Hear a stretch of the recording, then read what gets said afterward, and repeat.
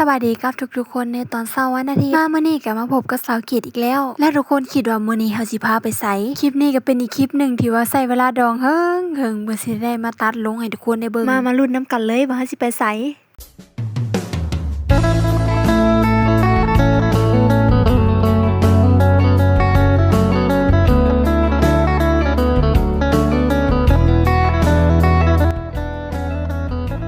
และแล้วก็มาฮอดแล้วป่าเฮ็ดแม่นแล้วเนาะมื้อนี้เฮาสิพาบรรดาท่านทั้งหลายไปหาเฮ็ดอยู่ป่าพอแต่มาฮอดก็จัดไปดอกหนึ่งอันนี้เห็นบ้านสาวเกดเอิ้นว่าเฮ็ดผึ่งหวานแม่นบ่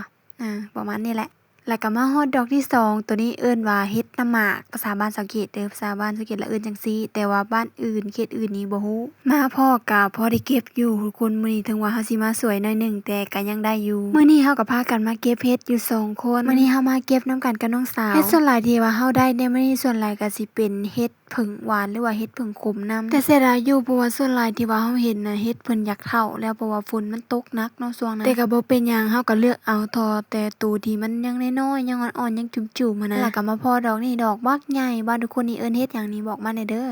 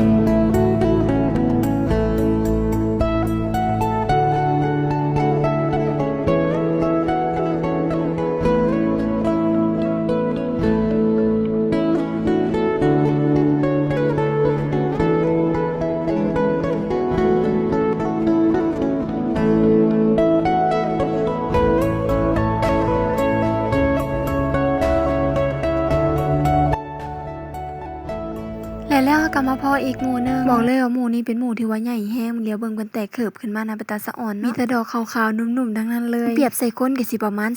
30-35สินะแบบพอดีเป็นตาแซ่บนะหมายถึงแกงเฮ็ดเด้อแกงเฮ็ดนี่กำลังเป็นตาแซ่บเลยตอนนี้สำหรับเฮ็ดตัวนี้สังเกตก็บ่แน่ใจคือกันเนาะเพิ่นเอิ้นว่าจังได๋ฮู้แต่ว่าเคยกินมันกินได้ก็เลยเอามาเนาะเน้นได้เฮ็ดแต่บ่เน้นฮู้ชื่อเฮ็ดสำหรับหมู่นี้สิมีประมาณ10ดอกนี่แหละเพราะว่ามีทั้งพืชทั้งหลุมเพิ่นนำนะทุกคนบอกเลยว่าเป็นหมู่ที่ใหญ่ที่สุดตั้งแต่หาได้มื้อนี้แล้วก็ยังบ่ได้เบิดเท่านี้ได้ยังมีจุ่มที่ว่าออกใกล้ๆกันอีกหลายจุ่มเดี๋ยวเบิ่งดอกนี้เป็นตาแพงสำหรับเฮ็ดจุ่มนี้เฮาสิแยกบนไว้เห็นเพิ่นงามมันน่าเป็นตาอ่อนซ้อนก็เลยแยกกระตาไว้เลยเอาไว้ยั่วคนแถวบ้านเวลาเขามาส่องกระต่ายเขาคิดจักไปหาและสำหรับคลิปนี้ก็ขอจบไว้เพียงส่ำนี้เด้อเดี๋ยวสิขอตัวไปกินแกงเฮ็ดก่อนมาเด้อไผอยาก